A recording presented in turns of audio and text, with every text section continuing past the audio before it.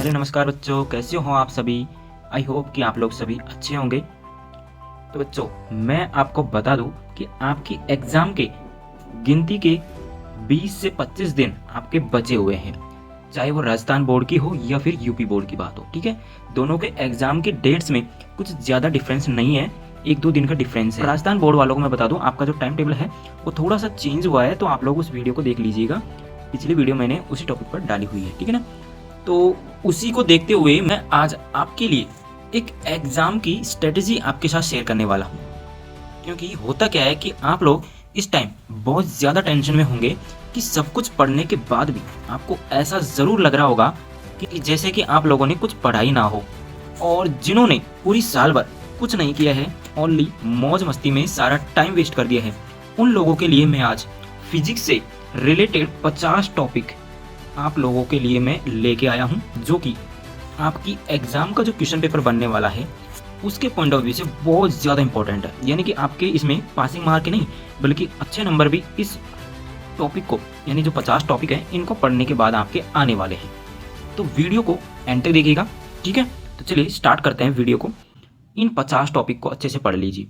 तो वो 50 टॉपिक कौन से हैं, चलिए मैं आपको बता देता हूँ, ठीक है।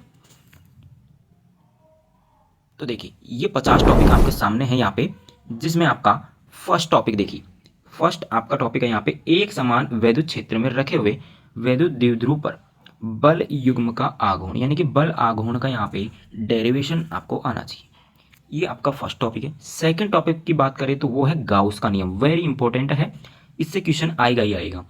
थर्ड टॉपिक है वैद्युत द्विध्रुव की अक्षीय स्थिति में वैद्युत क्षेत्र की तीव्रता। यहाँ पे बात करें हम अक्षीय स्थिति की। और अगला ही यहाँ पे निरक्षीय स्थिति भी है, निरक्षीय को अनुप्रस्थ भी बोला जाता है, ठीक है। तो ये 4 टॉपिक आपके, ठीक है ना, ये बहुत इंपॉर्टेंट है, जो कि आपके एग्जाम में आने के फुल चांस है। और एक टॉपिक जो है वो गाउस का अनुप्रयोग है, जो कि अनंत विस्तार की समतल आवेशित अचालक प्लेट के कारण वैद्युत क्षेत्र की तीव्रता है, ठीक है। तो ये आपके फर्स्ट चैप्टर से ये 5 टॉपिक है जो कि वेरी इंपॉर्टेंट है। अब बात करें अगले टॉपिक की, जो कि है समविभव पृष्ठ, बहुत इंपॉर्टेंट है ये भी, ठीक है। तो ये टॉपिक आपको आना चाहिए। नेक्स्ट टॉपिक यहाँ पे है अक्षीय या अनुदैर्ध्य। यहाँ पे अक्षीय को अनुदैर्ध्य भी बोला जाता है। स्थिति में वैद्युत द्विध्रुव के कारण वैद्युत विभव, यहाँ पे आगे लिखा हुआ नहीं है, ठीक है ना, विभव आएगा आगे। तो यहाँ पे ये टॉपिक इंपॉर्टेंट है, ये डेरिवेशन इंपॉर्टेंट है, ठीक है ना। बाकी निरक्षीय का इसमें पूछा जा नहीं सकता, क्योंकि वो तो इसमें 0 आता है, ठीक है ना। तो वो एमसीक्यू में आपसे पूछ सकता है। नेक्स्ट हम बात करें यहाँ पे संधारित्र, बहुत इंपॉर्टेंट है, संधारित्र आपसे पूछ सकता है। नेक्स्ट यहाँ पे देखिए निरक्षीय स्थिति में विभव, ये तो आप ऐसे याद रख लीजिए कि ये तो 0 आता है, ठीक है। बात करें आवेशित संधारित्र की ऊर्जा, 10वां टॉपिक है, बहुत इंपॉर्टेंट है। 11वें टॉपिक की बात करें तो वो है समांतर प्लेट संधारित्र की धारिता, बहुत इंपॉर्टेंट डेरिवेशन है, ध्यान रखना ये वाला, ठीक है ना, ये आज। नेक्स्ट हम बात करें वेरी वेरी इंपॉर्टेंट किरचॉफ के नियम, दोनों नियम आपको आने चाहिए, बहुत इंपॉर्टेंट टॉपिक है, इससे क्वेश्चन आएगा ही आएगा और न्यूमेरिकल भी इससे पूछा जाता है भाई, ठीक है। चलिए नेक्स्ट यहाँ पे बात करें हम, तो वो है मुक्त इलेक्ट्रॉनों के अनुगमन वेग, बहुत इंपॉर्टेंट टॉपिक है। नेक्स्ट है धारा घनत्व तथा अनुगमन वेग में संबंध, धारा घनत्व तथा अनुगमन वेग में संबंध, बहुत इंपॉर्टेंट टॉपिक है, ध्यान रखना, ठीक है ना। अगला यहाँ पे किरचॉफ नियम अपना हो ही गया था। नेक्स्ट यहाँ पे बात करें अनुगमन वेग सिद्धांत द्वारा ओम के नियम का निगमन, ध्यान रखना ओम का नियम, इससे रिलेटेड न्यूमेरिकल भी आपसे पूछे जाते हैं। नेक्स्ट बात करें बायो सावर्ट का नियम, बहुत इंपॉर्टेंट है भाई, ध्यान रखना, ठीक है ना। और बहुत ही सिंपल भी है, इससे रिलेटेड मैंने वीडियो बनाया हुआ है, आप चेक कर सकते हो, ठीक है। नेक्स्ट यहाँ पे बात करें वृत्ताकार धारावाही लूप, यह कुंडली के केंद्र पर उत्पन्न चुंबकीय क्षेत्र, बहुत इंपॉर्टेंट डेरिवेशन। ये सारे जो टॉपिक है बहुत ही इंपॉर्टेंट है भाई, ठीक है। एक भी मिस मत करना, आपके पास 20 दिन बचे हुए हैं, उनमें इन टॉपिकों को है ना आप पी जाओ एक तरीके से, इनको आप अच्छे से इनको क्लियर करके चलना, ठीक है ना। इनसे रिलेटेड न्यूमेरिकल भी आप लगा के चलिएगा, ताकि एक भी नंबर मिस ना हो सके। बात करें नेक्स्ट टॉपिक की, एम्पियर का परिपतीय नियम, वेरी इंपॉर्टेंट। बात करें नेक्स्ट चल कुंडल धारामापी, चल कुंडली धारामापी, बहुत इंपॉर्टेंट है। आगे देखिए यहाँ पे बाह्य चुंबकीय क्षेत्र में स्थित आयताकार धारा लूप पर क्रियारत बल आघूर्ण, बहुत इंपॉर्टेंट डेरिवेशन है। नेक्स्ट यहाँ पे बात करें विद्युत चुंबकीय प्रेरण, अगला है विद्युत चुंबकीय प्रेरण के फैराडे के नियम, फैराडे के नियम बहुत इंपॉर्टेंट है भाई, ठीक है ना। बात करें यहाँ पे स्वप्रेरण और अन्य प्रेरण में अंतर और इनकी जो परिभाषाएं हैं वो भी आपको आनी चाहिए, पूछी जाती है भाई, ठीक है। नेक्स्ट यहाँ पे श्रेणी अनुनादी परिपथ।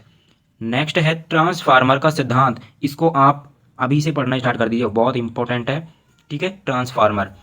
नेक्स्ट है यहाँ पे विद्युत चुंबकीय तरंग, कौन सा, विद्युत चुंबकीय तरंग, ठीक है।